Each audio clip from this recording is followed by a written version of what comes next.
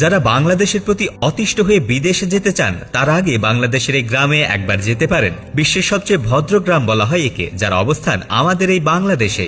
চারিদিকে যখন মারামারি আর হানাহানি, তখন সাধারণ মানুষ খুঁজছে একটু শান্তির জায়গা। এসব রাজনৈতিক ক্যাচাল, খোটাখুটি কিংবা চোর ডাকাতদের থেকে বাঁচতে অনেকে বিদেশে পাড়ি জমাতে চাইছেন। তারা চাইলে বাংলাদেশের এই গ্রামটিতে যেতে পারেন।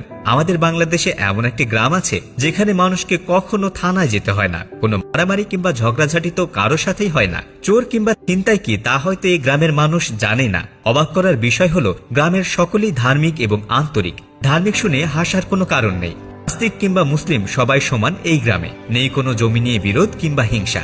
এমন একটি গ্রামের কথা কল্পনা করতে কষ্ট হলেও স্বয়ং বাংলাদেশে এর অবস্থান। রূপকথার আদর্শ গ্রাম নামে পরিচিত এই গ্রামের নাম হুলহুলিয়া। গ্রামটি অবস্থিত নাটোরের সিংড়া উপজেলার চৌগ্রাম ইউনিয়নে। নাটোর জেলা সদর থেকে 50 কিলোমিটার দূরে এই গ্রাম অবস্থিত। 12টি পাড়া নিয়ে গঠিত প্রায় 2 বর্গ কিলোমিটার এই গ্রামে 6000-এর বেশি মানুষের বসবাস। কিন্তু তবুও এদের সম্প্রীতি দেখলে লজ্জিত হবেন আপনিও।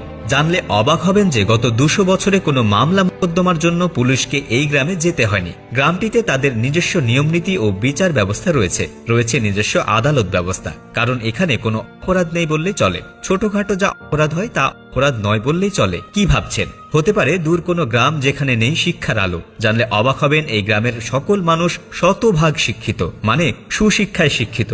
মনুষ্যত্ব ও লেখাপড়াতেও ভালো তারা। তাই তো নেই কোনো মারামারি কিংবা চুরির মতো ঘটনা। এই গ্রামে একটা দারুণ আইন হলো গ্রামের সবার এসএসসি পাশ করা বাধ্যতামূলক, যার জন্য এখানে শিক্ষার হার প্রায় 100%। এছাড়াও গ্রামটি বাল্যবিবাহ, মাদক ও যৌতুক মুক্ত।